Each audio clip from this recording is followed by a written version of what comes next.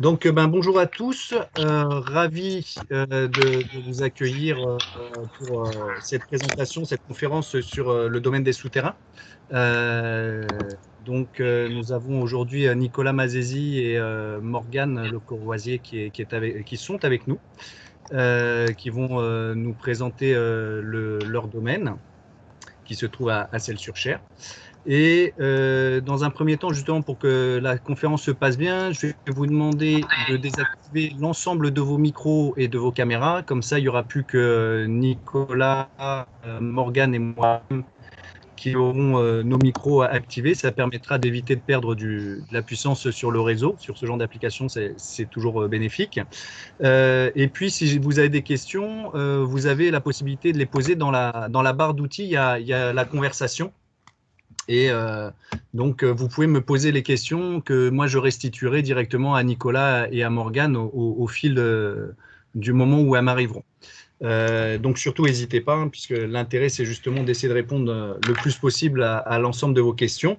Si jamais il y en avait auxquelles je n'aurais pas répondu au cours de l'intervention, de toute façon je les listerai, je les poserai à Nicolas et je vous les restituerai via mail ou autre plateforme, il n'y a pas de souci. Voilà, donc je vous souhaite la bienvenue à tous et puis je suis ravi que vous soyez aussi nombreux.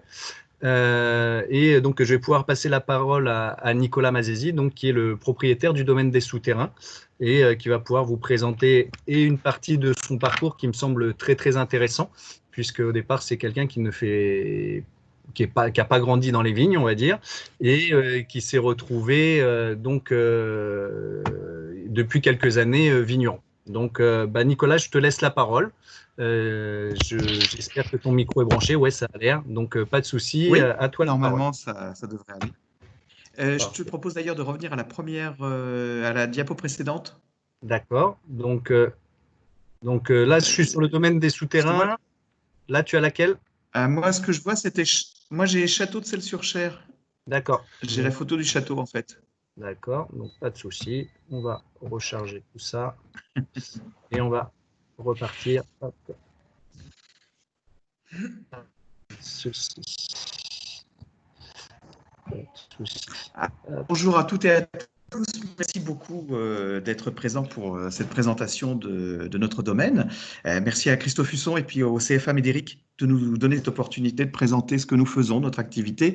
Et je vous propose, dans l'heure qui vient, de vous présenter cette aventure, parce que c'est une aventure, on l'a vécue et on la vit toujours comme telle. C'est une aventure que nous vivons depuis bientôt une dizaine d'années. Avec la reprise du domaine des souterrains donc en 2011 et jusqu'à aujourd'hui.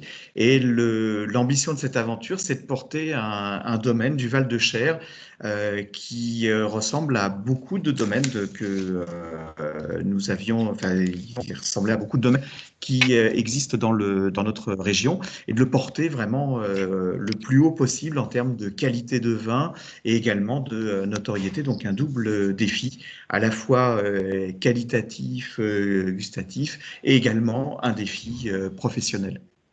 Alors à l'origine, moi je m'appelle Nicolas Mazesi, je vais vous présenter la partie sur l'entreprise, les cultures, les vendanges, et ensuite Morgane Le Corvézier, notre brand ambassadeur, va présenter les différentes gammes de vins, enfin en tout cas les plus illustratives donc du domaine.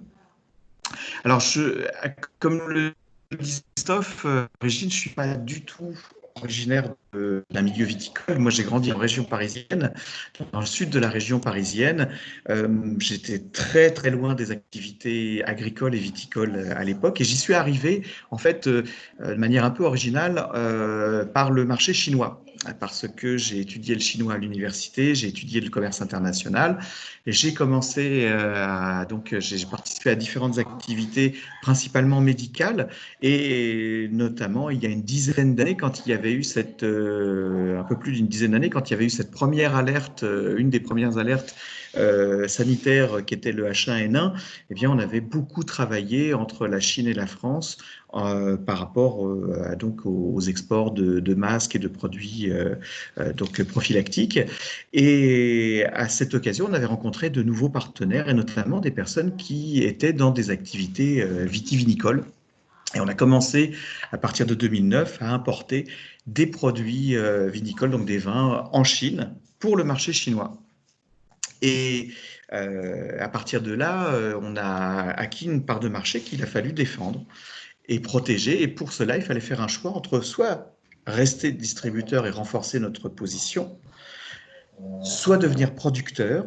Et dans ce cas-là, vraiment travailler la confiance que nous avions avec notre clientèle. Nous avons choisi cette deuxième partie qui est au final la plus difficile, mais qui est la meilleure pour la clientèle, parce que ça permet donc de pouvoir garantir du cep à la bouteille, une qualité pour nos clients. Alors, on a choisi le Val-de-Cher, on a hésité entre plusieurs régions, on a choisi le Val-de-Cher parce que c'était le compromis entre beaucoup de besoins que nous avions identifiés, dont par exemple la partie gustative, et on avait ici à Châtillon, à Celles-sur-Cher, on a trouvé ce domaine, le domaine des souterrains, qui proposait des vins qu'on a trouvés fantastiques, qui étaient frais, qui étaient fruités, qui étaient vraiment étonnants, et qui d'ailleurs m'ont réconcilié ces vins avec le Sauvignon, parce que j'avais des a priori sur le Sauvignon que je trouvais souvent très dur, très difficile à apprécier, en tout cas il fait hors de certains contextes, fruits de mer, poissons, etc. Or là, les sauvignons étaient ronds, ils étaient fruités, ils étaient plaisants, et c'est ce qui nous a fait dire, tiens, ici, il se passe quelque chose de particulier, et ça vaut le coup vraiment de rester sur place et de travailler ce socle, cette base-là. Alors, on a repris le domaine des souterrains en 2011. Alors, on peut passer à la deuxième diapo. Okay. Et donc, moi-même, j'ai dû apprendre le métier du vin puisque je ne connaissais pas du tout cela. Donc, je suis retourné au lycée. Ça n'a pas été facile. À l'époque, j'avais 38 ans.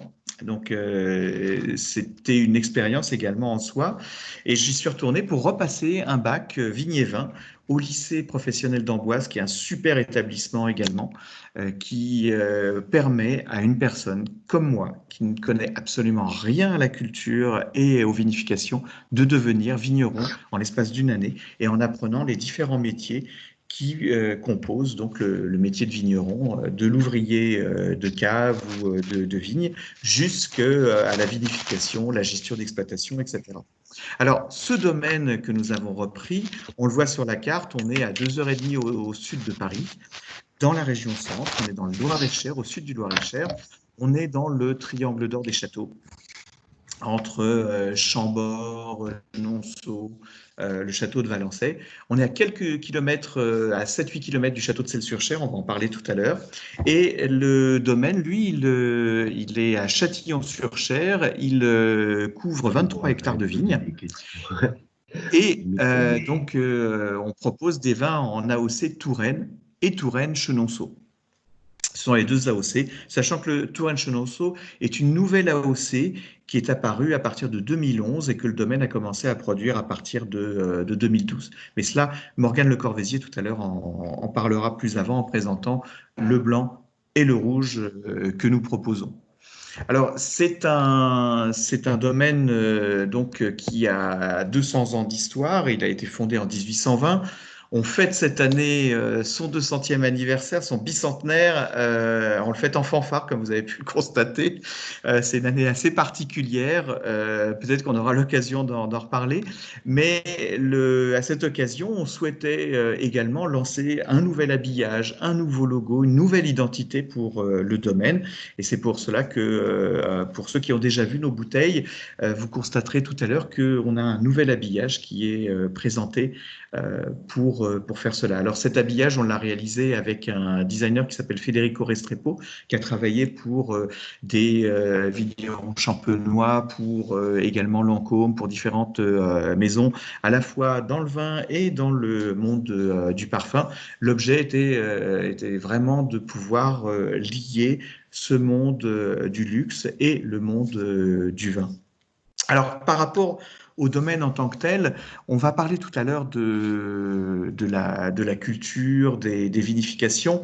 Un petit mot juste sur le groupe, parce que c'est également celui qui nous encadre, et on peut passer à la diapo suivante. Donc, comme je le disais tout à l'heure, notre maison mère est en Chine. On a des activités pharmaceutiques, on a une diversification de notre groupe qui est donc dans le vin depuis juillet 2011, et nous avons développé cette activité œnologique en nous tournant d'un côté vers le tourisme et de l'autre vers la gastronomie et l'hôtellerie. Donc en 2012, on a repris le château de Celles-sur-Cher, qui est un château médiéval et Renaissance, qui se situe également dans le Val-de-Cher, puisqu'on est à 7-8 km du château. Là, on voit en photo la partie Renaissance du château. C'est 1000 ans d'histoire qui sont proposés au public. Et dans ce château, on a une activité touristique. Vous venez, vous découvrez l'histoire du château. Une activité événementielle, donc on a par exemple une fête médiévale, on a des festivals comme les Geek-Ferries, ou cet hiver, on a organisé un très grand festival qui a accueilli plusieurs dizaines de milliers de personnes, plus de 70 000 personnes en 3 mois, qui était le Festival des Lumières Célestes. Et on essaye de développer l'activité touristique du château. Et on est passé, en 2013, on était à 6800 visiteurs annuels à peu près. Et avec le travail de toute l'équipe, on est parvenu en 2009, en 2018, on était à 22 000. En 2019, nous étions à 70 000 visiteurs dans l'année. On devait passer les 100 000 visiteurs cette année. Je crois que ça va être un peu plus compliqué. Disons qu'il va falloir qu'on vende beaucoup plus de tickets par personne. Mais voilà, en tout cas, le château est en plein essor. Et au-delà du tourisme et de l'événementiel, nous essayons de lier également cette activité de château avec l'activité œnologique. Et on se sert bien sûr du château comme d'une image qui peut nous permettre de promouvoir donc positivement les vins du domaine. Donc, on a des activités de no-tourisme à l'intérieur du château. On utilise également l'image du château pour travailler les vins, mais également une activité vinicole à l'intérieur du château, parce qu'on souhaitait que ce soit au-delà de l'image, qu'on ait vraiment une démarche qualitative, œnologique différente à l'intérieur du château de Celles-sur-Cher. Et on a installé donc à partir de 2014-15, on a commencé les travaux, et depuis 2016, nous disposons à l'intérieur de la partie médiévale du château d'un chai de production dont on parlera tout à l'heure, avec une cuverie, et dans lequel le jus de raisin devient du vin, et ensuite on l'élève jusqu'à ce qu'il soit mis en bouteille, pour avoir vraiment la gamme Château de Celles-sur-Cher avec sa propre identité. Et ça, Morgane Le Corvézier vous présentera également les différences pour les blancs et pour les rouges de ces identités-là. Alors, pour information également par rapport aux équipes qui animent ces entreprises, au domaine, quand on a repris le domaine, on était à peu près à 3 personnes, donc 3 salariés plus la propriétaire. Aujourd'hui, nous sommes en comptant dans l'enveloppe, nous sommes à 5 personnes. Et au-delà de ça, il y a également le château de Celles-sur-Cher où les effectifs peuvent être de 3 personnes en saison morte, et on est monté jusqu'à une vingtaine de personnes quand il s'agit d'organiser le festival. Autre branche de diversification que j'ai indiquée ici également, mais qui n'est pas encore totalement, pleinement donc en vitesse de croisière, c'est l'hôtellerie du Bas-Bréau, qui est un hôtel-restaurant 4 étoiles qui se trouve à Barbizon, dans le 77, au sud de Paris, et qui, quant à lui, est un établissement également avec une forte composante historique, puisqu'il a été fondé, en tout cas au moins depuis le 19e siècle. Il y a des traces antérieures, mais au moins depuis le 19e siècle. Et c'est par exemple dans cet établissement que l'île au trésor de Stevenson a été écrite. Donc une forte composante historique avec en plus bien sûr les impressionnistes qui sont également très présents à Barbizon. Et cet établissement était en perte de vitesse quand nous l'avons repris. Là, nous l'avons fermé de sorte de pouvoir, afin de pouvoir conduire différents travaux de rénovation et notamment en vue de rouvrir le restaurant qui sera également une excellente plateforme pour promouvoir à la fois la gastronomie française à destination du public étranger qu'on accueille en France, une nouvelle forme de gastronomie également en lien avec les vins et donc une plateforme pour promouvoir nos vins. Donc on essaie de créer un écosystème, je dirais, qui puisse résonner, à faire écho d'un établissement à l'autre. Alors je vous propose, et là on est en vitesse normale, en fonctionnement normal, on est à peu près sur une vingtaine de personnes, une vingtaine d'employés dans l'équipe. Là, bien sûr, on est fermé, donc on est beaucoup plus en équipe beaucoup plus restreinte. Alors, je vous propose de passer à la diapositive suivante. Donc, de revenir beaucoup plus sur le domaine et de parler de la partie culture du domaine. Donc, comme je le disais tout à l'heure, on couvre 23 hectares de vignes. Alors, on augmente régulièrement parce que on va reprendre des petites parcelles, des friches, etc., qui peuvent être en bordure du domaine. Et ces 23 hectares, on a chaque année, on essaye de replanter un demi-hectare à peu près parce que la moyenne d'âge des vignes est très élevée. Les plus jeunes sont autour de 25-30 ans. Les plus anciennes sont autour de 70 ans, ce qui nous donne une moyenne qui est autour des 40-45 ans, ce qui est très très bien d'un point de vue qualitatif.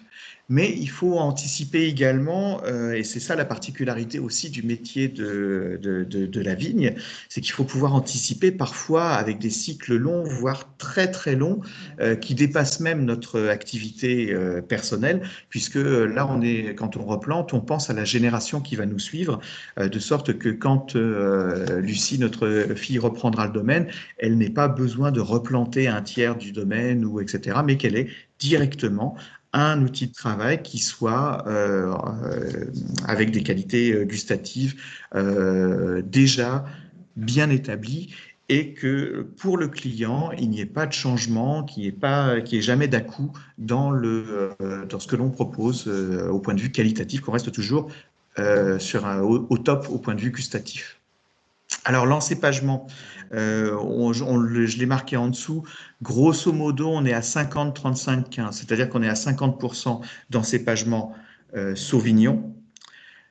On est à 35% sur des rouges, Gamay, Cabernet, Caux. Alors, le Caux, c'est le nom local du Malbec, puisque le Caux c'est un cotoïde, hein, c'est donc la même grande famille que les Malbecs que l'on trouve ailleurs dans le monde et en particulier dans le sud-ouest de la France.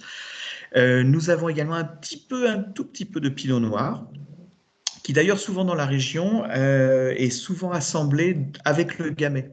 Et malheureusement, il n'a pas souvent son identité. Et là, notre volonté était de vraiment pouvoir démarquer cette identité Pinot Noir avec toutes ses qualités gustatives. Et les 15% restants, on est sur les autres vins qu'on trouve traditionnellement dans un domaine. Donc les 15% restants, ce sont tout ce qui concerne les rosés. Donc en l'occurrence, nous on propose des rosés de Touraine qui sont fruités et secs. On propose également des vins à fine bulle en brut, demi-sec et rosé. Voilà, ça ce sont les 15% restants. Les sols sur lesquels sont cultivées ces vignes c'est une mosaïque minérale et c'est ça qui va nous permettre de proposer des vins qui sont vraiment différents, qui vraiment sortent du lot. Et ça, Morgane Le Corvézy tout à l'heure va beaucoup plus rentrer dans le détail de l'impact que cela peut avoir sur les impacts organoleptiques que ça a sur les vins qu'on propose. Mais donc on a une variété de sols très différentes, avec par exemple donc des sols argilo-calcaires. On a du silex, beaucoup de silex qui affleure. On n'est pas loin on a une dizaine de kilomètres d'un village qui s'appelle Meun et qui propose des vins, lui, beaucoup plus sur des notes pierre à fusil. Pour vous donner une idée de la concentration de silex qu'on a dans la région, Meun était un producteur de silex, de pierre à fusil au temps des guerres napoléoniennes, et 98% des silex des fusils napoléoniens, et ils en ont utilisé un certain nombre entre 1800 et 1815, 98% venaient de Meun. Donc c'est vous dire la concentration qu'il y a en silex dans le sol, et nous, on les voit affleurer dans les parcelles, même d'anciens silex préhistoriques également, souvent dans les parcelles. Donc ça a un impact forcément sur les vignes, puisque c'est en contact avec la plante, avec ses racines. C'est un impact également, bien sûr, sur sur les vins. Et on a également une particularité aussi dans notre région, ce sont les sols de perruche. Donc, ce qu'on appelle les sols de perruche, ce sont ces sols qui sont avec un silex affleurant, un soubassement donc en calcaire, argilo-calcaire, avec également des poches de schiste, des poches de calcaire, qui vont apporter sur certains vins, comme des chardonnays par exemple, de la fraîcheur, qui vont donner cette richesse aromatique également au vin. À noter également qu'on a une bonne partie de nos vignes, et notamment de nos sauvignons, qui sont sur des silices, des sables. Ça, c'est beaucoup plus sur les parcelles qu'on a sur Noyer-sur-Cher, qui est le village juste à côté. On a 4,5 hectares sur les 23 qui sont sur la commune de Noyer-sur-Cher. Donc, alors, quand je dis à côté, c'est à côté, c'est-à-dire que vous franchissez, vous passez, on a un chemin à côté du domaine, vous traversez le chemin, vous êtes à Noyer. Hein, donc, on est vraiment très proche. Et donc là, on a des parcelles qui sont sur sable, et ça permet d'avoir également d'autres profils de sauvignons qui, lorsqu'ils sont assemblés tous ensemble, donnent une richesse aromatique qui est formidable. Avec en plus la particularité qu'à l'inverse des sols argileux, quand il pleut, les sols de silice vont laisser passer l'eau, ce qui permet d'éviter toute stagnation et qui renforce donc cette pluralité organoleptique.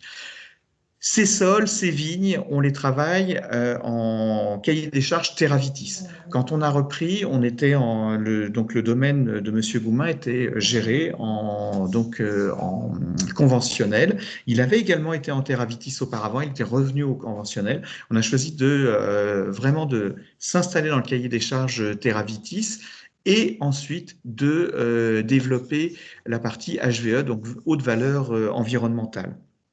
Alors là, deux remarques. La première, vous voyez sur la photo à côté qu'on a de l'herbe, par exemple, les vignes sont enherbées entre les rangs. On désherbe sous le rang et on laisse enherber au milieu des rangs, parce que c'est un des exemples du cahier des charges Terravitis.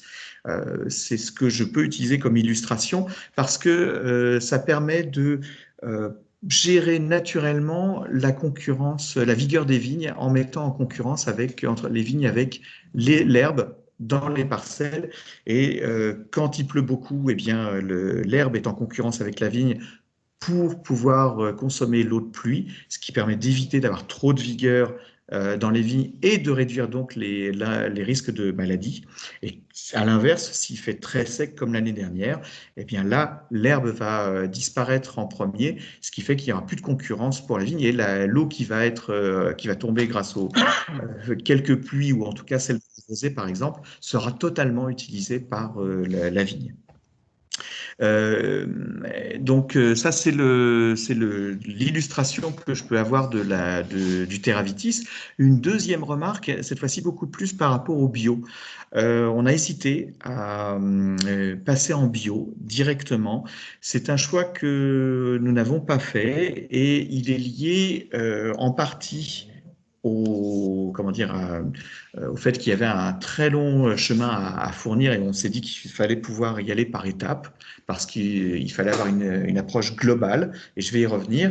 Et une deuxième raison, c'est l'expérience que j'ai vécue sur place à mon arrivée dans la région, puisque en 2012, on a eu un très gros épisode oui, c'était assez difficile, dans le sens où il a plu tous les 3-4 jours pendant le printemps, et ensuite il a fait sec pendant l'été.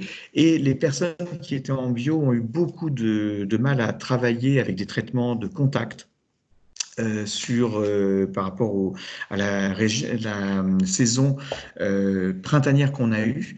Et il y a eu beaucoup de pertes avant la vendange, pendant l'été, et ça a vraiment créé des problèmes professionnels, puisque il y a un de nos confrères qui a rencontré de graves problèmes professionnels. Je ne vais pas m'étendre sur le problème, mais sur la question. Mais en tout cas, je me suis dit que il fallait travailler à la fois la culture et en même temps travailler l'image et la partie professionnelle du domaine pour pouvoir, quand on travaillera en bio, faire face à ces à-coups professionnels et éviter de mettre en risque l'exploitation comment dire, en cas de problème climatique. Parce qu'il faut savoir aussi que l'un des problèmes que j'ai identifié dans la région, c'est qu'on a un trop bon rapport qualité-prix, et il y avait très peu de différence entre les prix des vins conventionnels et les prix des vins bio. Quand je parle de petites différences, c'était 50 centimes. Et je trouve que ça ne valorisait pas tous les efforts qui sont faits par nos collègues qui sont en bio. Et voilà, c'était il y a bientôt une dizaine d'années. La situation change, l'attitude du public change également positivement. C'est pour ça qu'on avance étape par étape vers le bio. Le TerraVitis, le HVE, pour l'instant, est une étape qui nous permet de travailler donc en accord avec notre réalité et celle du marché. On se dirige petit à petit vers le bio, mais pour avoir cette approche bio, je pense aussi qu'il faut avoir une approche globale. Et cette approche globale, c'est pas uniquement d'avoir un label. Je pense qu'il faut avoir vraiment cette démarche dans notre vie de tous les jours, dans notre activité de tous les jours. Donc, nous avons commencé, par exemple, depuis quelques années, à récupérer l'eau de pluie, même si ça ne fait pas partie des cahiers des charges, mais parce qu'à notre sens, quand on lave une machine, quand on lave des sols, il vaut mieux utiliser de l'eau de pluie qu'on a récupérée que d'utiliser, si on peut, de l'eau qui vient des canalisations. On a également, petit à petit, on expérimente différentes méthodes sur une partie du domaine, comme par exemple les travaux du sol, etc. Et de manière beaucoup plus extensive, la confusion sexuelle. Donc, on a mis en place la confusion sexuelle depuis 3 ans dans nos vignes, et ça permet je ne sais pas si vous êtes familier avec la méthode. C'est pas très glamour, hein, mais c'est efficace. Donc, ce sont des petits boîtiers qui contiennent, je crois que ce sont des phéromones qui perturbent les insectes et donc qui vont être confondus sexuellement et ne plus pouvoir identifier qui est mâle et qui est femelle, ce qui permet par la suite d'éviter et de limiter, sinon, les naissances, et donc d'éviter le problème. Puisque s'il n'y a pas de parasites pendant la période sensible, eh bien, il n'y a pas de problème et ça évite d'utiliser des traitements.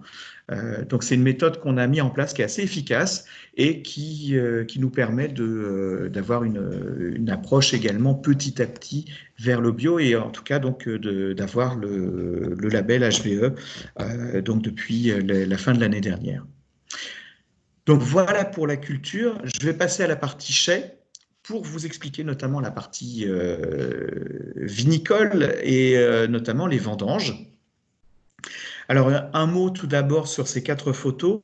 Les 2 photos de gauche sont des photos qui sont prises dans notre chai au domaine des Souterrains à Châtillon-sur-Cher. Les 2 photos de droite sont des photos qui ont été prises au château de Celles-sur-Cher, donc dans le nouveau chai que nous avons installé dans la partie médiévale du château.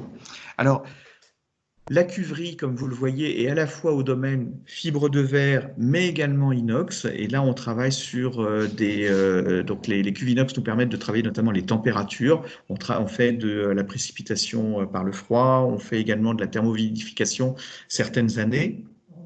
Ça nous permet également de travailler après sur d'autres méthodes. Alors, on parlera certainement du soufre tout à l'heure parce que c'est un de nos chevaux de bataille. On essaie de réduire au maximum le soufre, donc de pouvoir prolonger dans le chai les efforts que l'on fait dans les vignes. Et donc, cette cuverie y contribue notamment. Alors ensuite, deuxième chose, les photos de droite, ce sont les photos qui ont été prises au chai du château de Celles-sur-Cher, où on travaille avec deux types de cuveries.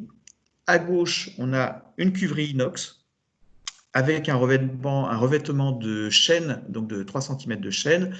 Donc ça, c'est une cuverie qui a été faite sur mesure par Metallinox, qui est une entreprise de la région, hein, qui est située près de Tours, et qui donc a conçu ces cuves sur notre cahier des charges avec une demande qui était à la fois qualitative, donc le fait de renforcer l'isolation thermique, puisqu'on travaille beaucoup par thermorégulation, au travers du revêtement chêne qu'on a autour des cuves, mais également d'avoir une approche esthétique avec ce revêtement en chêne, puisqu'on est dans le château et que dans le château, on accueille beaucoup de touristes. Donc, on est à la fois sur un cercle vertueux qui convie à la fois le client à découvrir d'un point de vue esthétique le chai, mais également qui a un impact positif sur la qualité des jus qui sont travaillés dans ces cuves.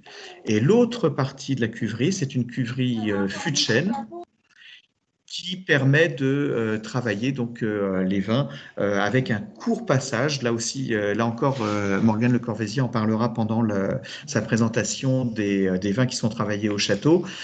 Donc, ce sont des fûts qui viennent pour les blancs du Bourguignon, hein, ce sont des fûts du Chablis, et pour les rouges du Saint-Émilion, donc des fûts qui ont été utilisés pour 1 à 2 vins uniquement et qui vont permettre d'apporter le profil gustatif que l'on souhaite apporter dans le vin, mais également sans que ce soit trop prononcé, puisque sinon on aurait du bois directement en attaque. Donc là, on a une complexité que vous découvrirez tout à l'heure par l'intermédiaire d'Internet, bien sûr. Alors, pour revenir sur le vin, et j'espère que, hop, je vais regarder si je suis toujours dans les temps. Je ne voudrais pas être trop bavard non plus. Donc, sur les vendanges, donc on fait une vendange qui est au début manuelle, mais c'est petite partie, on est à 5% manuel, pour pouvoir lancer les pieds de cuve, pour lancer des fermentations donc naturellement, et 95% machine, avec une machine qu'on a acquis il y a 4 ans et qui a l'avantage de bénéficier de tous les avantages techniques, toutes les innovations récentes, ce qui nous permet notamment de faire un premier tri embarqué et donc d'avoir un deuxième tri humain à l'arrivée au chai qui est plus efficace que ce que l'on peut faire avec une machine habituellement et de garantir d'avoir des baies qui soient intactes quand on va les mettre dans le pressoir. Cette machine, elle va également faire attention, enfin, elle fait attention à la façon dont on travaille les pieds, etc. Donc, on a vraiment une amélioration de travail. Et nous, ça nous permet également de travailler sans avoir recours à une main-d'œuvre manuelle sur la campagne.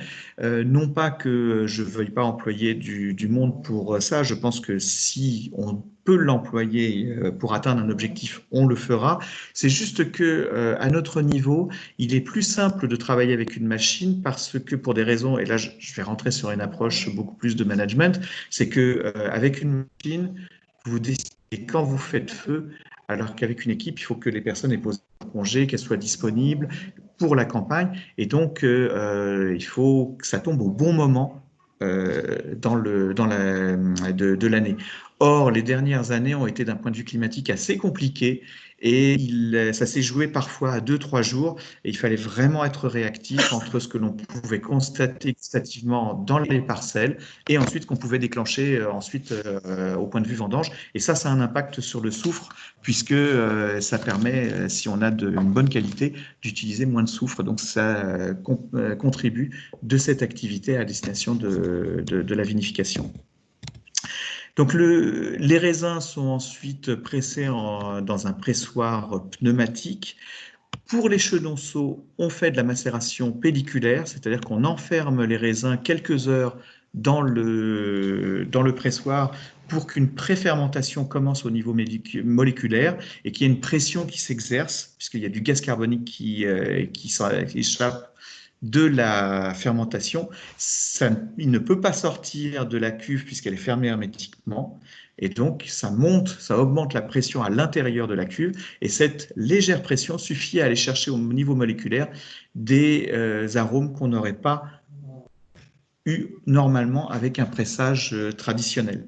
Mais là encore, c'est un choix stratégique de management parce que pendant la période la plus intense de l'année, vous bloquez vos pressoirs pendant 8 heures, à peu près 8 heures, alors que la vendange se déroule tout autour et qu'elle a besoin justement de ce pressoir. Donc on le fait sur certains vins et ce sont des choix qui sont nécessaires, enfin qui sont à faire, mais qu'on ne peut pas faire sur tous les vins. Ensuite, on travaille de manière traditionnelle sur les sauvignons, sur les rouges. Les efforts, les différences qu'on va apporter, c'est qu'on essaye à chaque étape de la vendange jusqu'à la mise en bouteille de réduire le soufre que le SO2 qu'on va mettre dans les vins. Ça, c'était un choix de management qu'on a décidé avec l'équipe dès le début, dès la reprise, parce que c'est à la fois un choix personnel, une démarche qui contribue de cette démarche globale qu'on essaye de mettre en place et que j'évoquais tout à l'heure, mais également c'est perceptible directement par le consommateur qui aura moins de désagréments liés au soufre. Et on sait qu'il y a de plus en plus d'allergies liées au soufre chez la clientèle, puisqu'on utilise aussi du soufre dans toute l'alimentation pour conserver les aliments.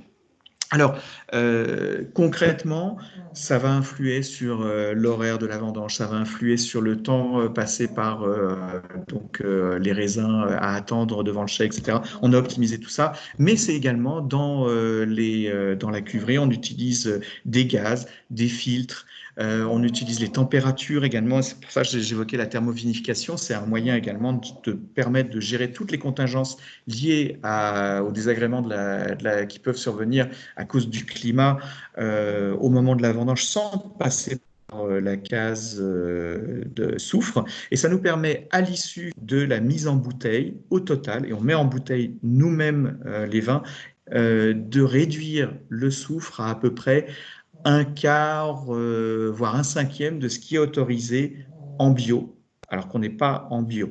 Donc concrètement, pour parler, et je ne vais pas rentrer dans le détail des milligrammes, mais juste pour illustrer, en milligrammes par litre de SO2, on est pour les blancs entre, on va dire, 45 et 65 milligrammes de SO2 par litre, SO2 total, et en rouge, on descend aux alentours de 25 à 45.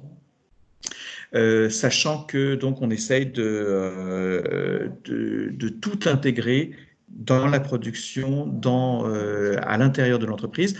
Il n'y a qu'une seule chose qu'on fasse à l'extérieur, enfin deux choses, c'est la thermorégulation pendant la vendange et la deuxième chose, c'est la champanisation des fines bulles que l'on fait. Le reste, on met en bouteille nous-mêmes, on va travailler nous-mêmes les vins, etc. Et l'élevage, donc une fois qu'on a fait cette vinification qui dure 2 à 3 semaines, l'élevage, lui, va durer selon les cas entre 3 mois, enfin quelques mois, 3-4 mois, et puis donc parfois 1 an ou plus. Par exemple, les sauvignons, les gamay, les rosés, qui sont des vins qui sortent beaucoup plus tôt que les autres vins, sont disponibles en appellation Touraine à partir de mi-février de l'année suivante, tandis que les rouges seront disponibles à partir de l'été suivant et parfois beaucoup plus longtemps et on garde parfois en cul plus d'une année. C'est mis en bouteille par nos soins. On a choisi nos propres bouteilles, donc on a des bouteilles qui sont à la fois des bouteilles génériques, mais on a également des cuvées qui sont dans nos bouteilles personnalisées avec le logo du domaine. Et ça, c'est un effort d'image pour vraiment renforcer le lien que nous avons avec le client et pour faire en sorte que le client puisse venir pour nos vins. On souhaite qu'on puisse se démarquer suffisamment pour que le client vienne pour nos vins et pas seulement parce que c'est un petit vin de Touraine ou un rapport qualité-prix, etc. Comme c'était malheureusement souvent le cas il y a une dizaine d'années quand on est arrivé dans la région, ça pouvait se constater dans la région. Aujourd'hui, la situation a beaucoup changé et on essaye à notre niveau donc de pouvoir continuer de travailler dans ce sens-là.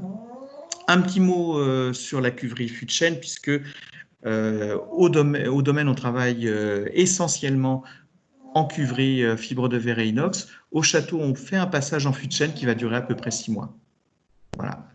Et ça, c'est au millimètre, ça Morgane en parlera certainement tout à l'heure. Je vous propose de passer à la diapo suivante, puisque maintenant donc, que les vins sont en bouteille, eh bien, on les envoie partout en France. Alors le domaine, quand on a repris le domaine en 2011, on était principalement en lien avec une clientèle de particuliers.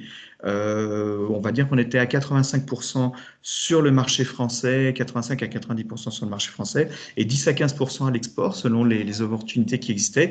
Aujourd'hui, on a travaillé cette composante export, on a travaillé le marché français également et donc en France, nous nous ouvrons au-delà des particuliers à destination de la clientèle professionnelle, caviste et restaurateur, et on est donc présent au travers d'une chaîne d'une vingtaine, bientôt une trentaine de cavistes en France. Et également presque une vingtaine d'étoilés, de restaurants étoilés en France. Et je ne vais pas vous faire le détail de toutes les références, mais j'ai ici mis en valeur deux photos, donc deux bons moments qu'on a passés avec Morgane. À gauche, enfin au milieu de la diapo, on nous voit avec le chef Gomez. Ça, c'était l'année dernière à l'Élysée, puisqu'on a eu le plaisir et l'honneur d'être sélectionné, de faire partie de cette sélection assez resserrée de domaines viticoles qui ont présenté leur vin à l'occasion du Congrès des maires qui s'est déroulé au Palais de l'Élysée. Donc ça, c'était en novembre dernier. Et auparavant, donc, et à droite, auparavant, on avait rencontré Philippe Forbrac qui a eu la gentillesse de sélectionner nos vins pour une présentation publique à l'occasion d'Équipe Hôtel. Ça, c'était donc en 2018, pardon, et où il a présenté donc nos 3 Sauvignons, comme le fera également Morgane dans quelques instants. Et on travaille aujourd'hui donc avec Philippe Forbrac dans le cadre de son restaurant.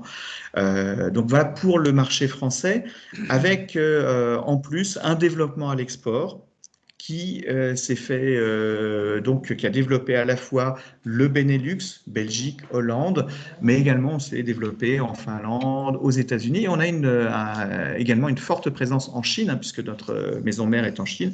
Et on a donc régulièrement des conteneurs qui partent à destination du marché chinois, où là encore on travaille avec les décideurs, qui soient économiques ou politiques, sur le marché chinois, donc des marchés haut de gamme également, puisque notre volonté, c'est de pouvoir poser et promouvoir les vins sur un haut de gamme. C'était notre ambition en arrivant au domaine. On a travaillé pendant 4 ans avec notre équipe pour pouvoir atteindre l'objectif qualitatif qu'on s'était fixé. Ça a impliqué un travail au niveau des cultures. Alors, on avait de la chance, M. Goumin travaillait super bien ses vignes, mais on souhaitait donc pouvoir encadrer ça et porter ça petit à petit donc vers le HVE et puis plus tard ultérieurement on ira vers le bio. Au niveau de l'équipe, d'avoir les bonnes personnes, et on avait un bon ferment, un bon noyau d'équipe qui est emmené par Julien Lacolle, notre maître de chai, qui donc a mis un cahier des charges très exigeant sur la culture et sur la vigne, et également de rééquiper totalement le domaine avec ses machines, ses outils, etc. Parce que un bon ouvrier a de bons outils. Et comme l'équipe également fait beaucoup d'efforts dans les vignes et dans le chai, j'estimais qu'il était naturel ensuite de porter ces vins sur le marché haut de gamme, puisque c'est à mon sens là qu'il mérite de se positionner. Et pour accompagner cette équipe, on a donc développé la partie administrative pour renforcer le service à destination du client, maintenir le client particulier parce que les clients particuliers sont très exigeants. Et c'est pour ça que je souhaite garder ces particuliers, parce que si on veut travailler avec des professionnels qui soient en France ou à l'étranger, il faut travailler avec des particuliers. Un particulier, quand votre vin il va pas, il vous le dit. Voilà, un professionnel, il va se détourner de vous, il sera poli, etc. Particulier, il vous le dit, il vous dit ça goûte pas bon, ça, etc. Donc on a un baromètre en permanence avec notre clientèle particulière sur la qualité du vin. Et on a choisi c'était en 2017, de travailler avec Morgane Le Corvaisier en le recrutant comme brand ambassadeur, puisqu'il fallait qu'on ait une personne qui puisse vraiment valoriser la marque. Et maintenant, musique maestro, à vous Morgane, je vous laisse la parole pour présenter les vins après cette formidable transition. Sauf peut-être s'il y a des questions. On te les posera après les questions, Nicolas. J'en ai quelques-unes qui me sont arrivées, mais on te les posera à ce moment-là. À toi, Morgane. Bon, alors, rebonjour à tous. Merci Nicolas pour cette intervention. Donc, je me présente brièvement. Donc, Morgane Le Corvaisier, j'ai fait 5 ans de lycée hôtelier. J'ai eu la chance de faire quelques jolies maisons, entre autres quelques relais et châteaux. J'ai fait une formation aussi de caviste qui m'a amené donc sur ce beau produit donc de partage qu'est le vin. Donc, comme le disait Nicolas, c'est vrai que depuis maintenant 2017, nous travaillons ensemble et le but de Nicolas, le fait de m'embaucher, c'était de nous introduire non seulement bien sûr sur le marché professionnel, mais donner aussi un nouveau regard, peut-être une nouvelle possibilité du Touraine Sauvignon et de pouvoir l'introduire sur de très jolies tables. La richesse du domaine des souterrains, c'est d'avoir effectivement non seulement une richesse de sol, mais aussi de l'avoir su l'exploiter, d'avoir optimisé effectivement non seulement cette richesse, mais aussi, comme le disait justement Nicolas, d'avoir une très bonne équipe qui a permis d'optimiser cette richesse. On va peut-être commencer par la première cuvée donc qu'on va présenter. Voilà, donc les Sauvignons. Moi, je ne vous cache pas que quand Nicolas m'a embauché, j'avais un a priori certain sur le Sauvignon. J'avais en mémoire des Sauvignons qui avaient ce côté dur, tranchant, incisif, parfois une droiture qui était parfois dérangeante. Et malgré le fait que sur les appellations phares comme Menetou-Salon, Quincy ou bien sûr Sancerre, nous avions avec le domaine Pelé entre autres, Crochet et autres familles qui font de très belles choses, j'avais toujours en tout cas cette réminiscence de ce vin qui me dérangeait, de ce cépage qui me dérangeait un petit peu. Et j'ai découvert donc les Sauvignons du domaine, entre autres sur le Touraine Sauvignon. Alors, on a la chance de pouvoir donner trois profils à ce cépage sur le Touraine Sauvignon, sur le Touraine Chenonceau et bien sûr la cuvée Château, l'ambassadeur du roi. Trois profils différents, un même cépage, mais vraiment, je dirais, des nez et des expressions en bouche qui sont, je dirais, vraiment, vraiment différentes entre chaque cuvée. On va commencer donc par le Touraine Sauvignon. En plus, là, vous avez la chance, je me permets de voir les nouvelles étiquettes. Comme l'a dit précédemment Nicolas, nous sommes en pleine mutation.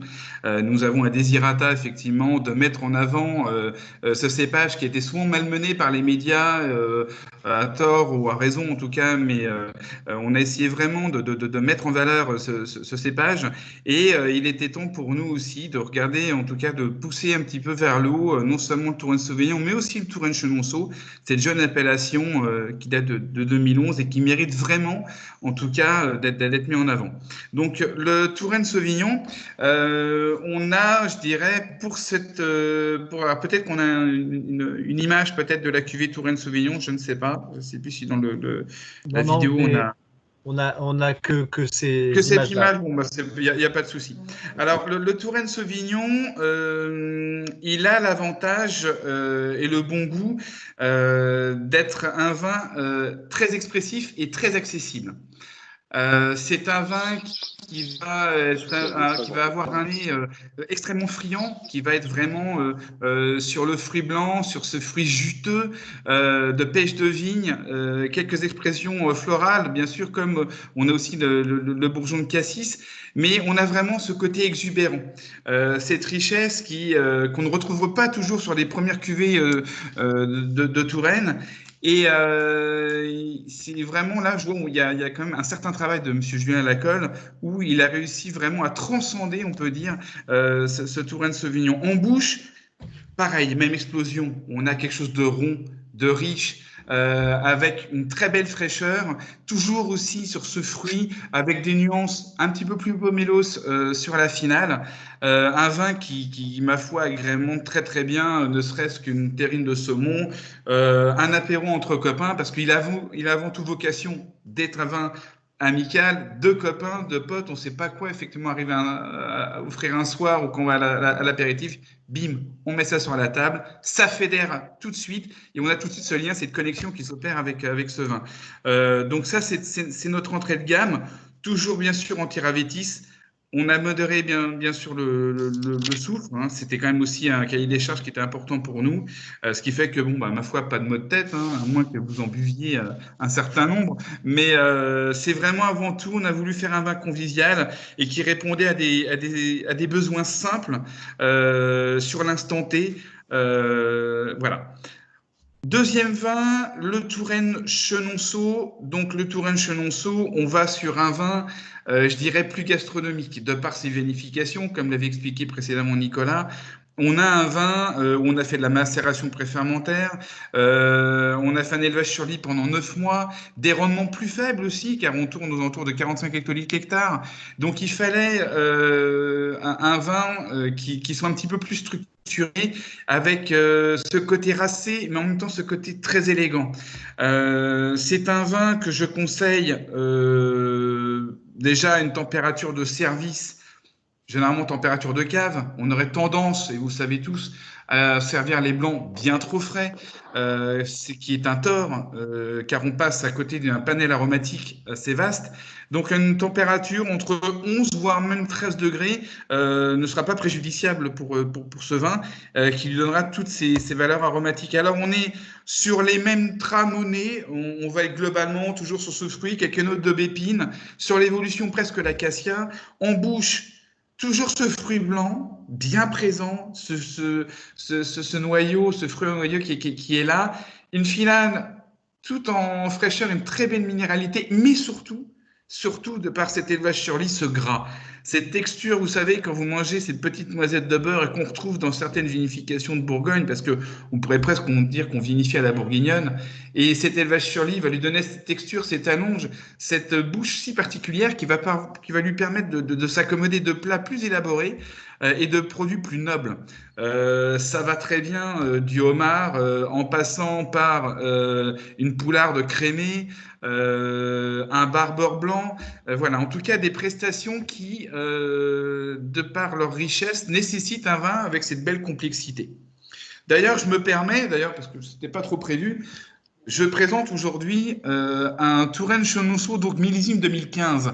Pourquoi je présente ce millésime 2015? Parce que ça veut dire que le Touraine Chenonceau, en rouge comme en blanc, a le bon goût de pouvoir évoluer très joliment. Et je ne vous cache pas que j'ai eu la surprise de ce matin. Et oui, c'est un dur métier parfois de pouvoir consommer des vins aux alentours de 10 heures. Et j'ai été très curieux de voir ce millésime 2015, voir comment il évolue. 2015 était une année chaude, solaire, qui a donné des vins avec beaucoup de gourmandise. Et j'étais très surpris de son évolution parce que je ne vous cache pas que je ne l'avais pas dégusté depuis un certain temps. Et je me suis aperçu que le fruit blanc a laissé place du fruit jaune à noyau, type baie, type mirabelle. C'est très étonnant. On a au nez des notes florales beaucoup plus acacia, qui étaient beaucoup plus, je dirais, effacées sur des cuvées plus récentes. Et là, on voit que c'est un vin qui évolue, mais dans le bon sens du terme. Il garde toujours sa structure, ce gras qui est toujours perceptible, avec des notes, bien sûr, un tout petit peu plus briochées, sans aller jusque sur le toasté.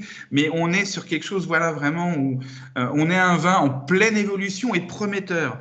Et l'appellation Chenonceau permet d'avoir des vins qui, en dehors de tout contexte habituel, ou sur qui est un cépage qui n'a pas parfois vocation à évoluer, tout du moins tout le temps. Il y a bien sûr des exceptions qui confirment la règle, mais c'est une belle surprise. Et c'est un vin qui évolue dans le bon sens.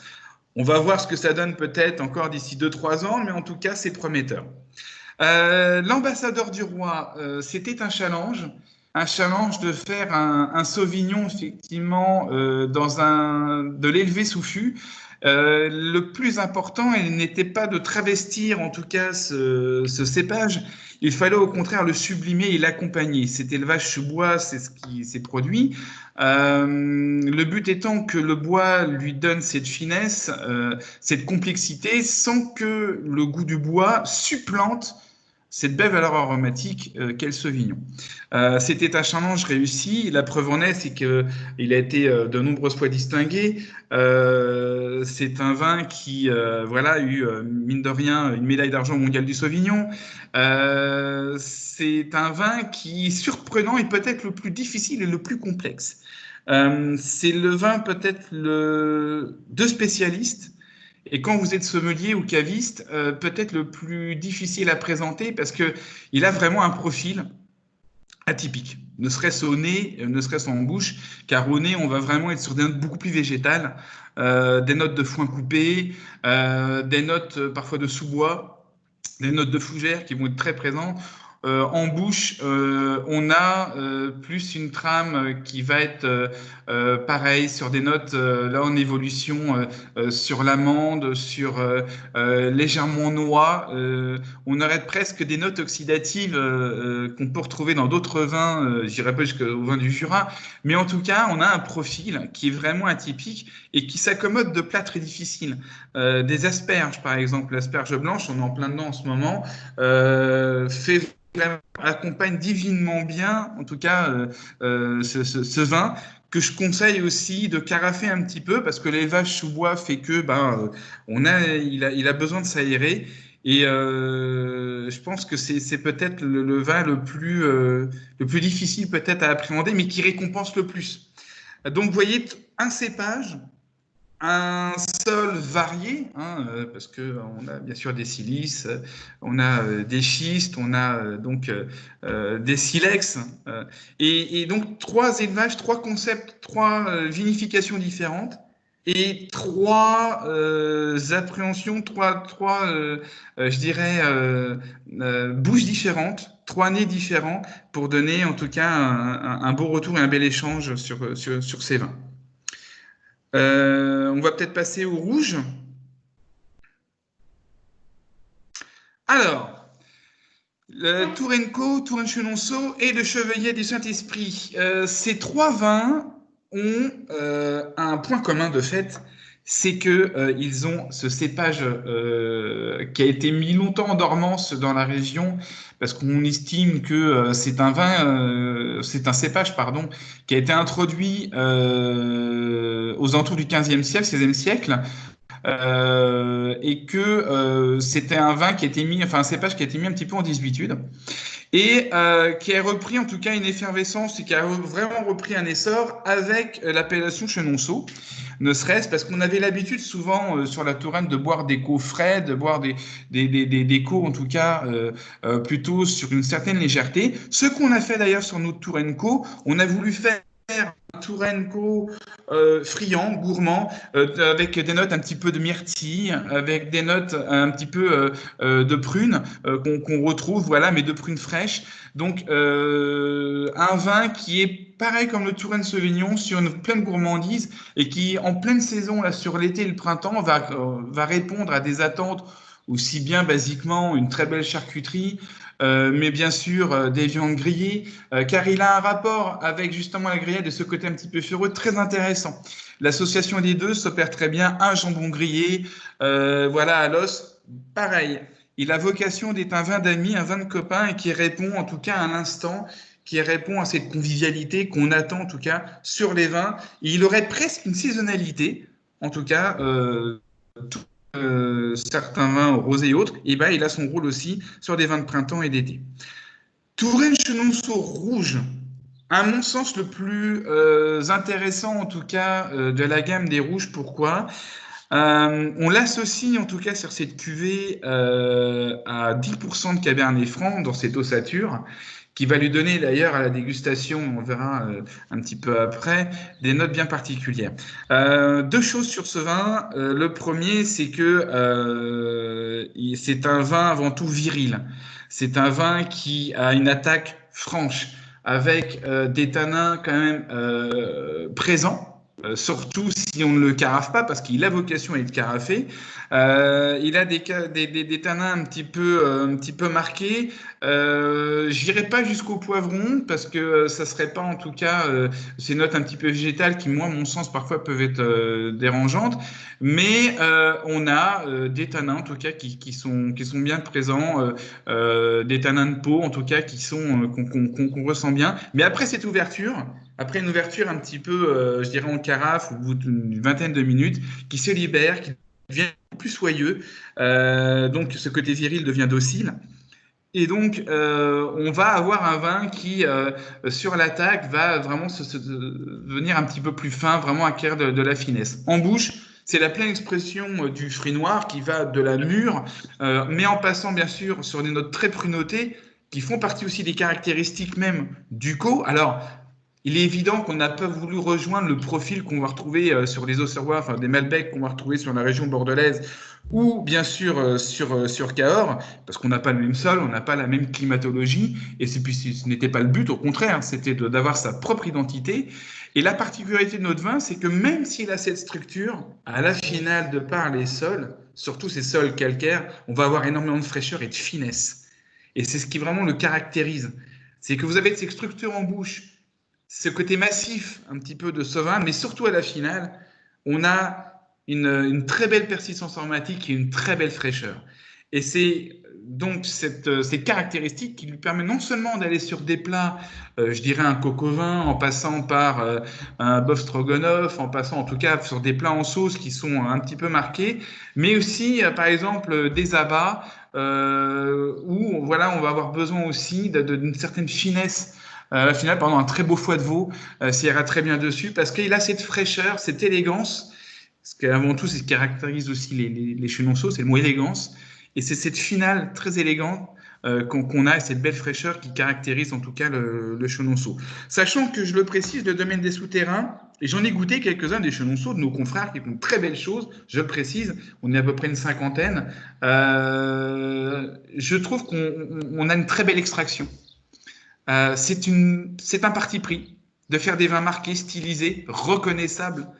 Et je crois que quand un domaine décide de faire des vins, il a deux possibilités. Soit il est dans la consensualité et il répond à un plus grand nombre, soit il rentre dans un style qui lui est propre, son style à lui, et c'est ce qui fait notre force.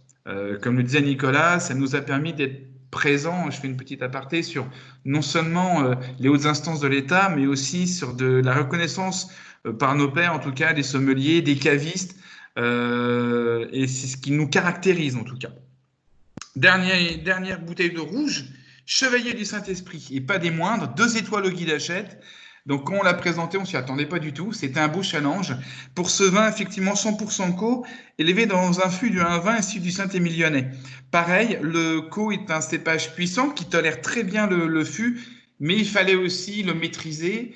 Et c'était aussi un challenge de pouvoir maîtriser ce cépage en fût.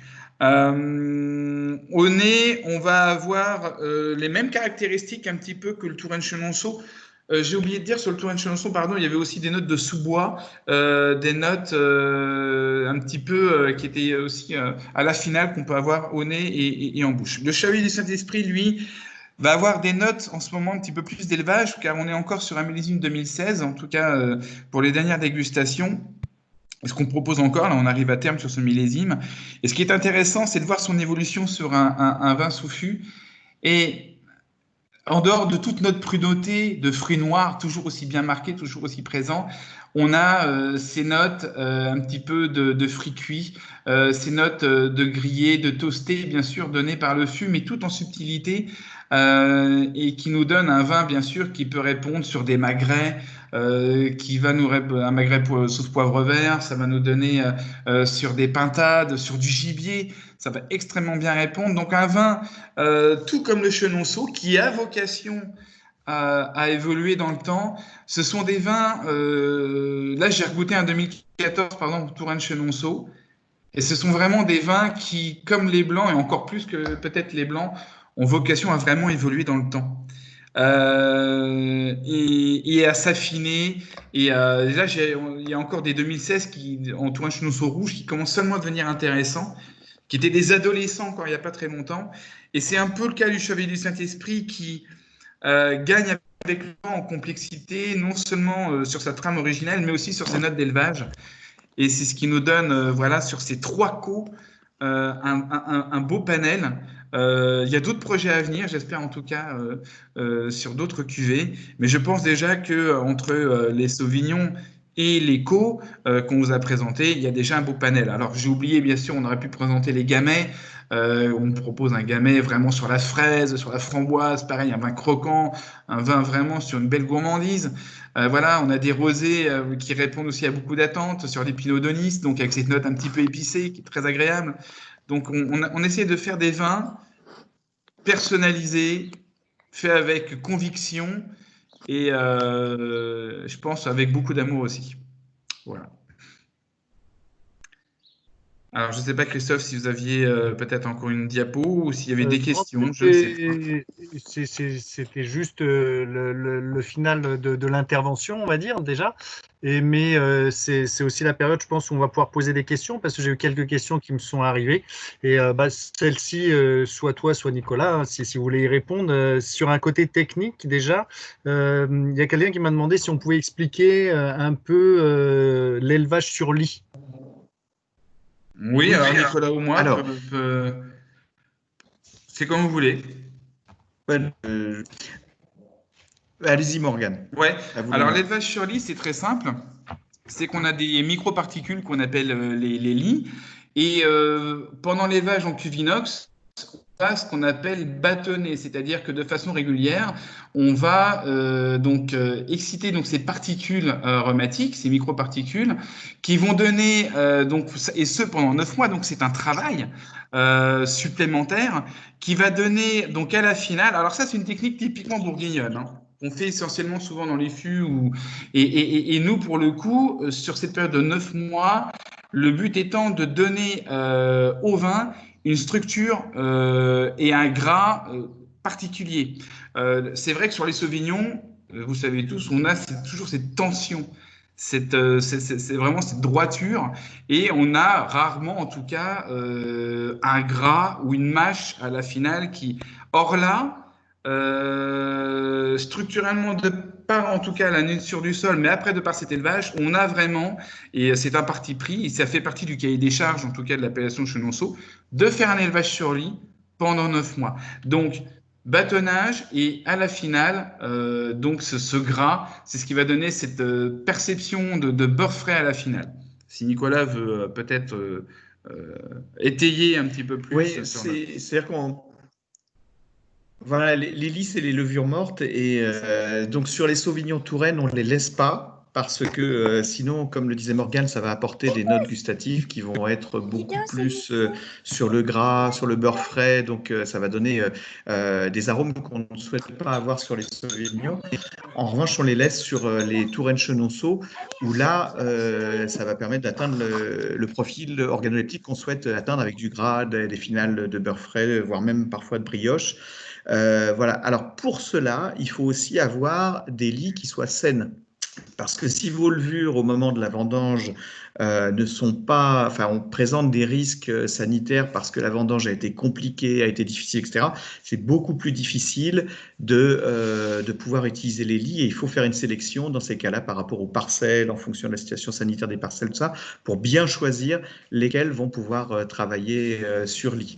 Donc c'est un double gage, à la fois organoleptique, mais également qualitatif, parce que si vous laissez vos vins sur des mauvaises lits, ben vous allez avoir une dérive, vous aurez beaucoup plus de risques, etc. Donc il y a un parti pris, mais il y a également une prise de risque. Ok. Je sais pas si J'ai une ça autre répond question. Oui, je pense totalement. que ça répond bien. Et puis, bon, c'est assez explicite, je pense. S'il y a besoin de plus d'explications, il n'y a pas de souci. Les différentes personnes peuvent me poser d'autres questions dans la conversation s'il y a besoin.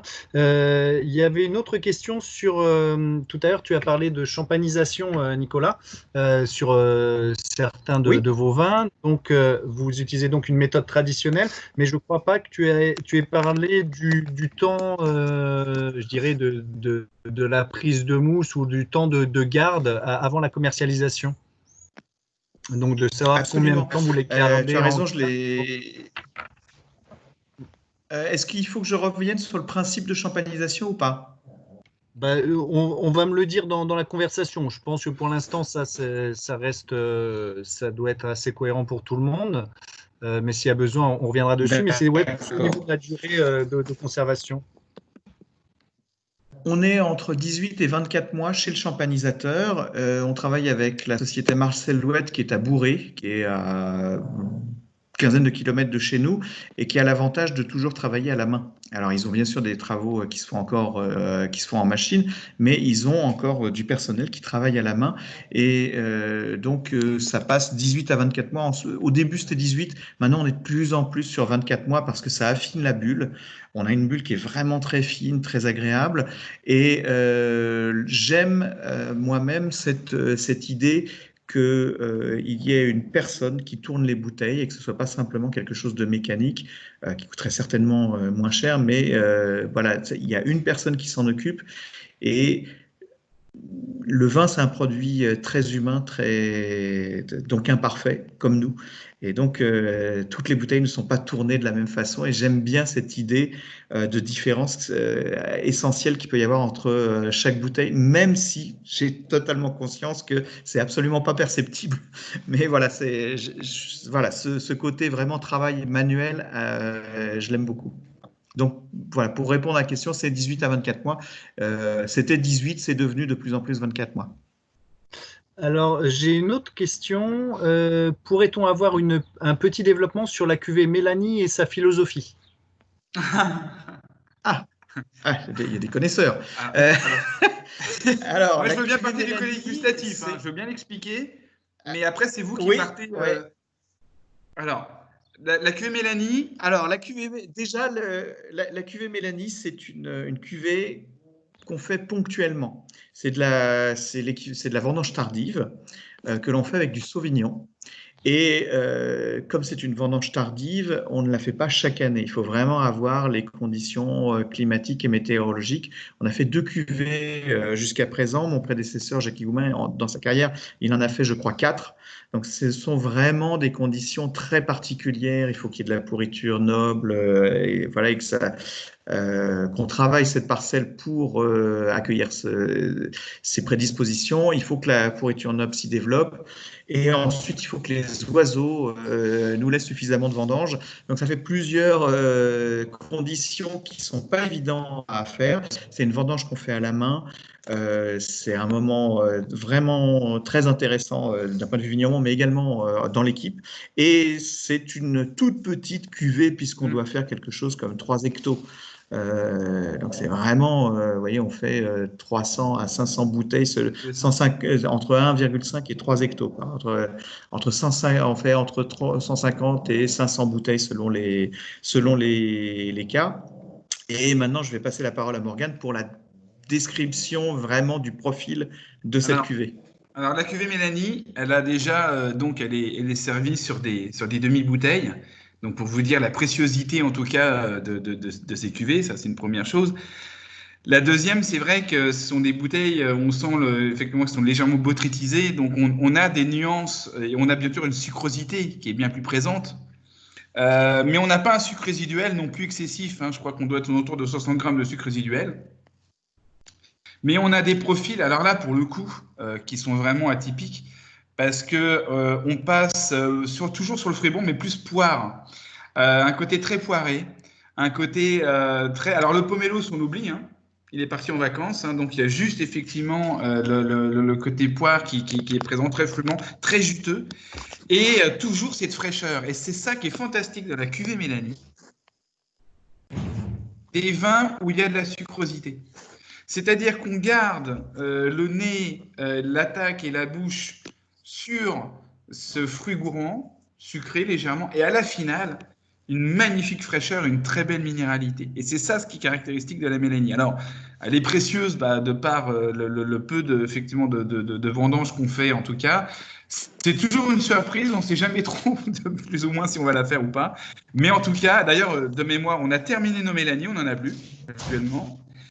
Faut savoir que Philippe Forbrac, pour l'anecdote, il vient au domaine et il me dit, je lui fais goûter la Mélanie, il me dit, il t'en reste combien? Je dis, il me reste, voilà, ces 4 cartons, ils sont pour moi. Voilà, donc j'avais beaucoup aimé ça parce qu'il y avait eu un côté spontané, en tout cas, dessus de la part de Philippe sur cette cuvée Mélanie. Voilà. Ok. J'avais une autre question aussi qui a été posée.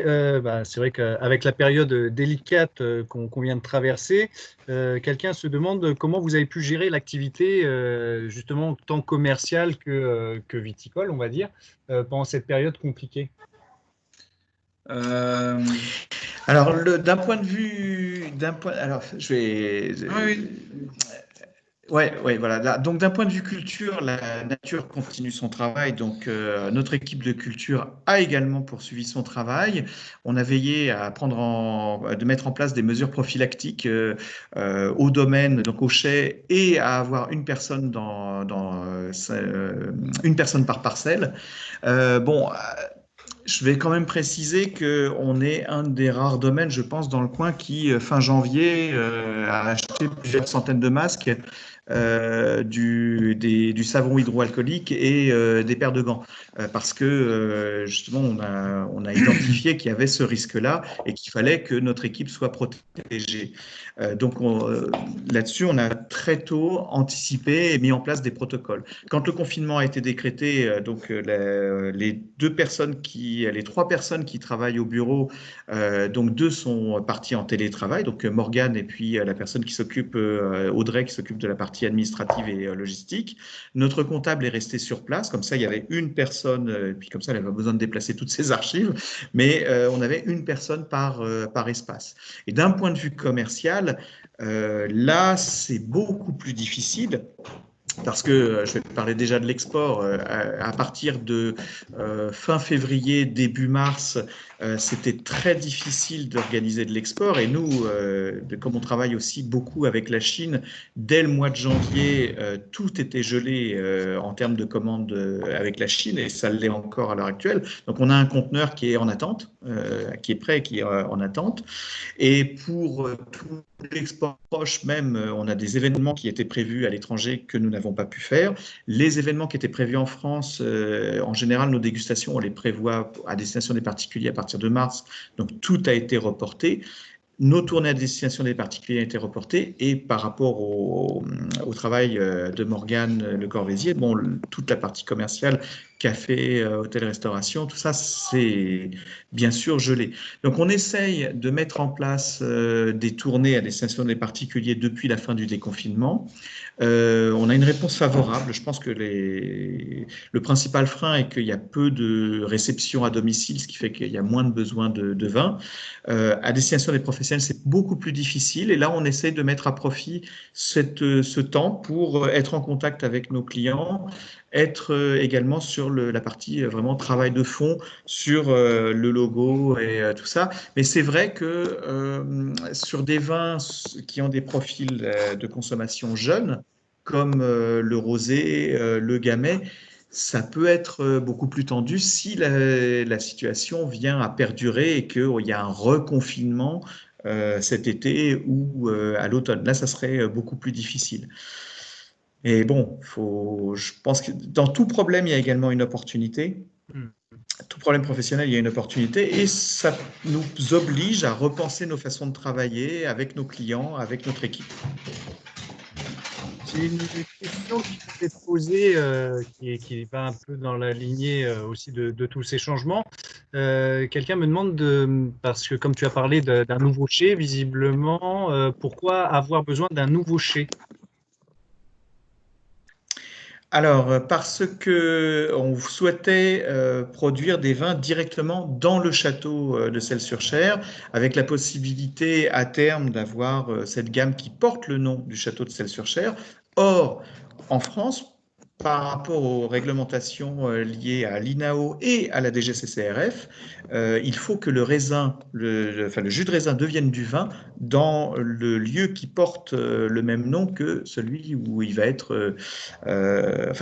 Pour être plus clair, si on veut appeler un vin Château de Celles-sur-Cher, il faut que le jus de raisin devienne du vin à l'intérieur de l'enceinte du château. On ne peut pas le faire dans un autre espace.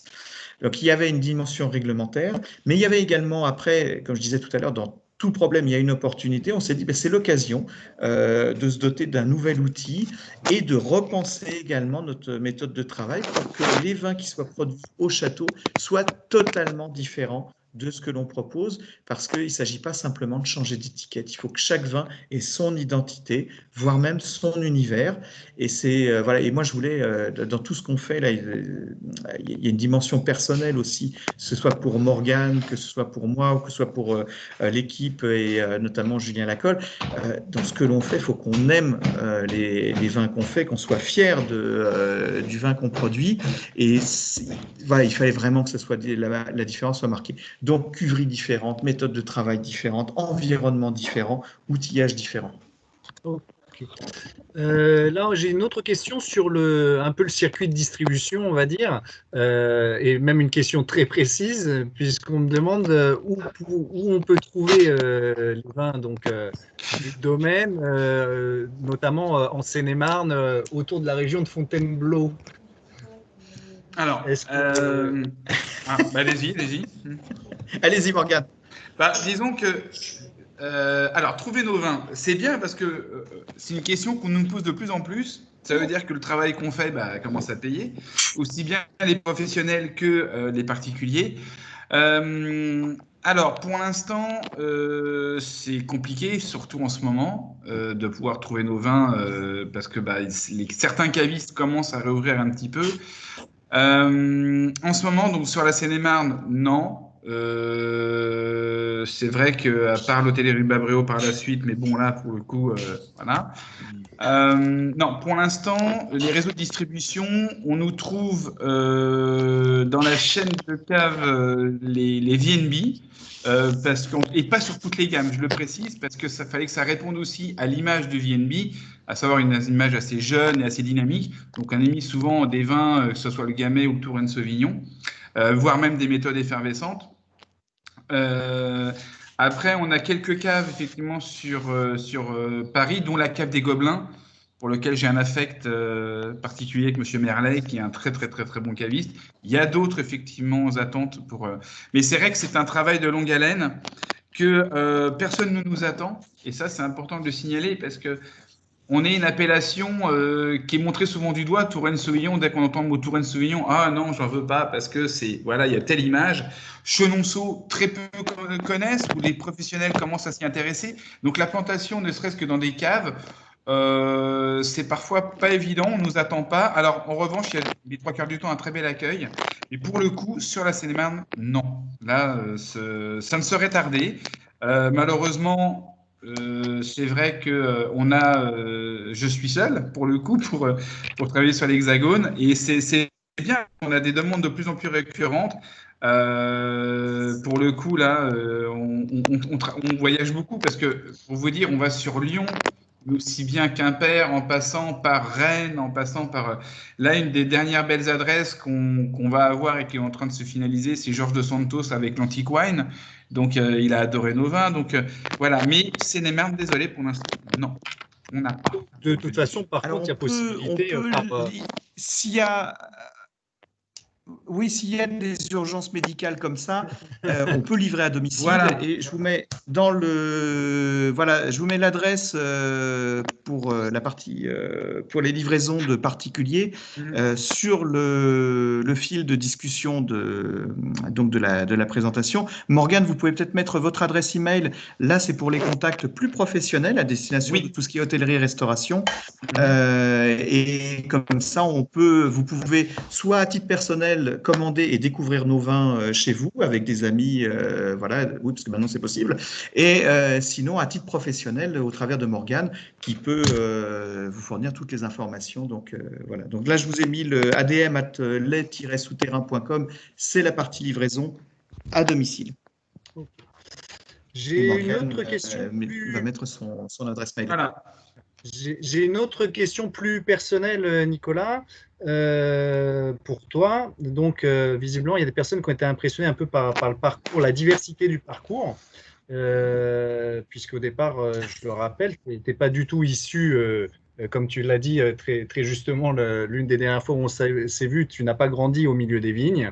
Absolument. Et donc, c'est pas ton métier du tout au départ. Et justement, quelqu'un me demande quelles ont été peut-être les plus grandes difficultés rencontrées de changer de ta vie de citadin dans un premier temps à une vie, je dirais, plus à la campagne, mais surtout de changer complètement de secteur de métier, quoi. Mes difficultés, elles ont été d'abord de lever des a priori. Parce que j'ai grandi en région parisienne, j'avais beaucoup d'a priori sur la province, j'en parle en toute transparence, ce qui est totalement erroné, bête, stupide, mais j'avais un a priori, je me disais, hors de Paris, point de salut. Et j'ai donc, en fait, ma famille a en partie déménagé dans la région centre avant moi et avait commencé à s'installer. C'est comme ça que j'ai découvert la région et que je me suis dit, en fait, non, c'est même mieux que ce que j'avais moi en banlieue parisienne. Voilà, c'était la première difficulté. La deuxième difficulté, ça a été vraiment toute cette partie vocabulaire et d'interaction avec les personnes, parce que quand je suis arrivé, je n'utilisais pas les mêmes mots pour parler de ce qui se passe dans les vignes, de ce qui se passe au chai, ou voire même dans la région. Quand on m'a dit, ah là, ça galerne. Et, ouais. Et bon, en fait, c'est qu'il va y avoir un vent du Nord qui arrive. Bon, voilà, il y a des habitudes qui ont fait que ça a créé une distance avec les personnes au début, parce que il voyait très clairement que j'étais pas du coin, j'étais vraiment citadin. Et l'autre difficulté était professionnelle, c'est que on investit dans un domaine. C'est pas pour autant qu'on est un vigneron. C'est pas pour autant que c'est pas parce qu'on fait des bons vins que on est forcément reconnu comme étant un vigneron. Tout ça, ça peut se faire avec de l'argent. Vous avez de l'argent, vous achetez un domaine, vous constituez une équipe, tout ça, et c'est quelque chose qui était un risque potentiellement et que j'ai identifié très rapidement en arrivant dans l'argent. Je me dis oula, si on est simplement perçu comme investisseur, on va rater, parce que cette distance qu'il y a avec les personnes, elle va vraiment être importante dans notre vie quotidienne. Si on n'a pas de contact personnel avec notre environnement, on va rater notre investissement. Et donc, j'ai essayé d'apporter une solution en faisant cette formation. Je tenais vraiment à devenir moi-même vigneron, donc j'ai repassé le bac. J'ai passé un an, et notamment, j'ai été formé avec la génération qui vient, donc les jeunes vignerons qui étaient en formation au lycée professionnel d'Amboise, qui passaient leur bac avec moi. J'ai eu ce diplôme, j'ai pu utiliser le même vocabulaire que mon équipe, et également je me suis attaché les premières années. Aujourd'hui, je peux plus le faire parce que j'ai trop d'activités entre les différents investissements qu'on a réalisés, mais les 3 premières années, je participais aux tournées, j'ai passé la raclette dans le chai, j'ai pas taillé non plus, j'ai taillé très très symboliquement quelques vignes, mais je suis pas doué pour la taille. Mais je tenais à être là, en tout cas au tout début, pour les premières vendanges, j'étais là du début à la fin, etc. Parce qu'il fallait que je sois vraiment dans l'équipe et que j'ai cette reconnaissance, parce qu'il faut qu'on aime ce qu'on fait, mais il faut aussi qu'on apprécie les personnes avec qui et pour qui on travaille. Donc ça a été vraiment cette distance humaine qui, au tout début, a été difficile. Une autre difficulté, ça a été de représenter un seul domaine. Parce que bon, quand on goûte du vin, on se dit, oh là là, c'est bon, etc. Et vous dites, mais pourquoi je ne produis pas des vins comme ça, etc. Et puis finalement, comme on a une gamme assez étendue et qu'on adore les vins qu'on propose, ça s'est solutionné aussi.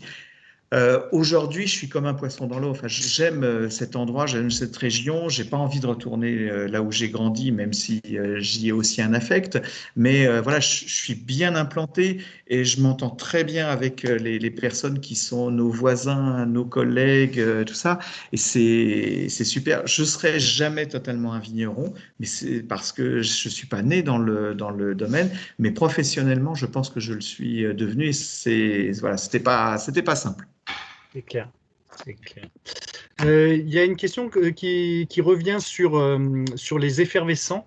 On me demande s'ils sont dosés ou pas, justement.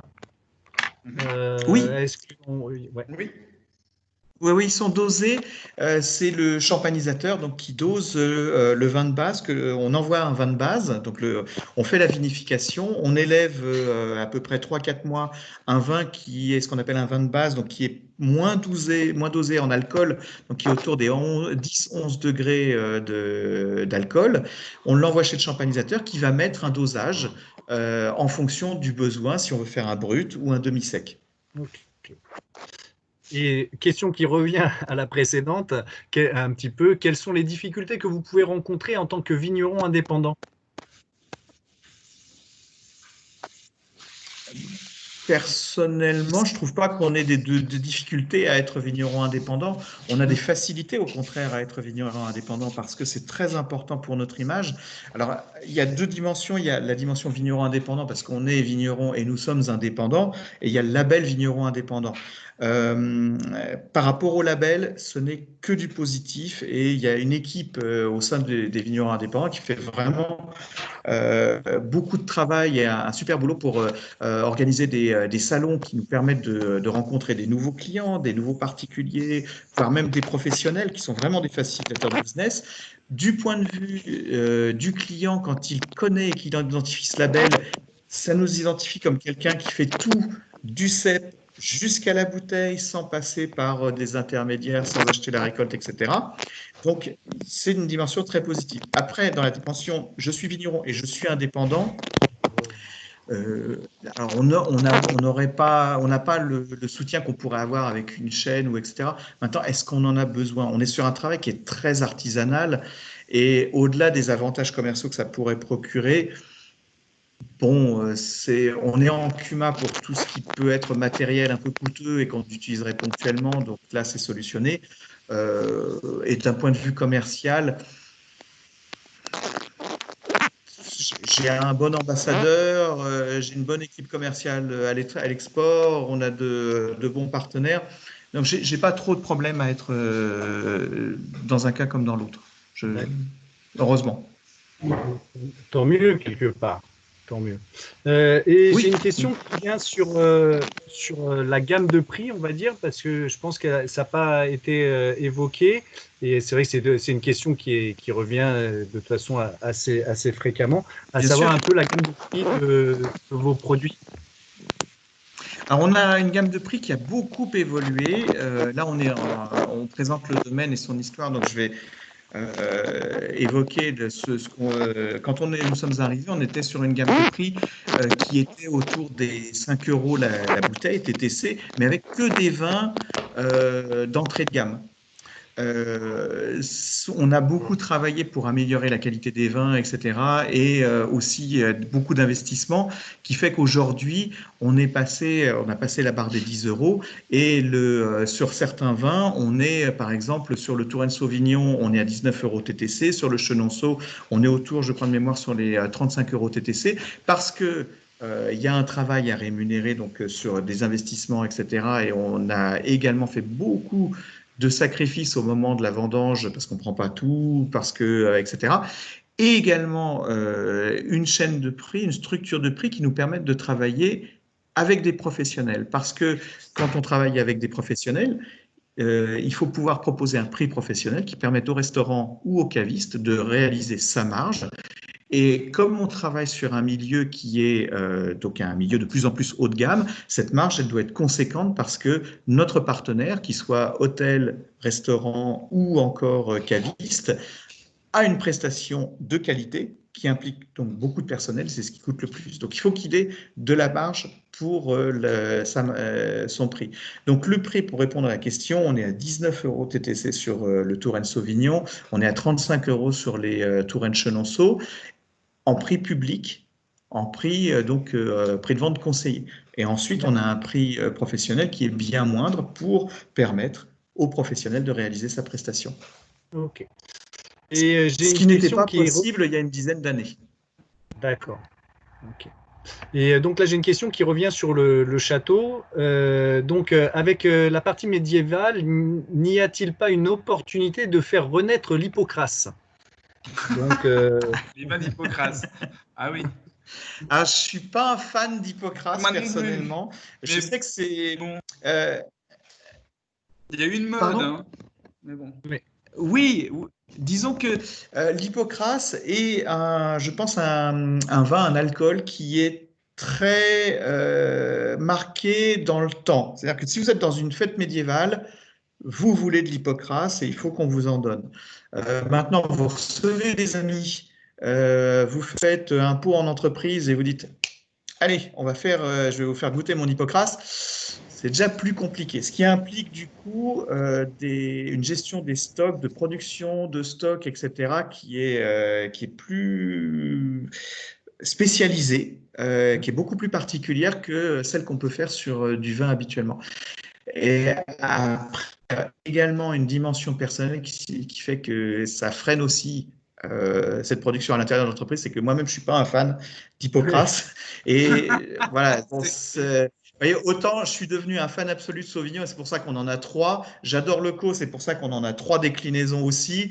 J'ai des partis pris effectivement un peu personnels aussi. Hein. Je ne suis pas objectif. Et là, sur l'Hippocrase, oui, vous avez raison. Avec la partie médiévale, on a l'opportunité de lancer l'Hippocrase, mais je n'ai pas l'opportunité forcément de le commercialiser. Ce sont des canaux très spécialisés, soit des fêtes médiévales, soit des professionnels de tout ce qui est univers médiéval. Et je n'ai pas les canaux de distribution pour ça. C'est assez compliqué au niveau production aussi. Alors, donc, pas pour l'instant. Okay. Je me permets, Christophe, si jamais il y a des gens qui sont intéressés par les vins d'Hippocrase, vous avez le musée du vin à Paris, dans le 16e arrondissement, rue des Eaux. Alors ça, c'est quand même... ils ont, de temps en temps, je sais qu'il y a déjà eu des dégustations de vins d'Hippocrase. Ils en avaient 3 sortes qui étaient vraiment... et donc, si certaines personnes sont intéressées, de mémoire, à Paris, 16e arrondissement, musée du vin. Ok, parfait. Visiblement, j'ai moins de questions maintenant qui s'affichent, donc je vais laisser peut-être quelques secondes au cas où quelqu'un en ait encore une. En tout cas, moi, je tenais vraiment à vous remercier de cette proposition de conférence et de présentation de votre domaine, du parcours et de vos vins surtout. Parce que je pense qu'au-delà de toute l'histoire qu'il y a autour de vous, je pense que c'est surtout les vins qui vont avoir intéressé. Mais c'est vrai que je trouve que l'histoire et le domaine est très, très intéressant également. Donc, je tenais vraiment beaucoup à remercier Nicolas et Morgane justement pour cette présentation en tout cas. Donc, je ne sais pas si Morgane Merci beaucoup d'avoir pris le temps de nous écouter. Oui. Alors, moi, je vais me permettre, Christophe, en tout cas, de vous remercier. Merci de nous avoir permis cette intervention pour 2 raisons. La première, c'est de faire découvrir une appellation qui est intime et qui commence à exploser un petit peu, mais qui était encore longtemps dans l'ombre, qui est celle de Chenonceau. De remettre un petit peu en lumière, effectivement, le Touraine Sauvignon à travers notre domaine. Deuxième chose, un petit message un petit peu plus personnel. Buvez français, les vignerons ont besoin de vous. Je le dis, c'est un petit peu idéologique, mais voilà, en ce moment, c'est compliqué. Et puis, dès que les restaurants sont ouverts, mangez français, régalez-vous. On a plein de restaurateurs qui vous attendent.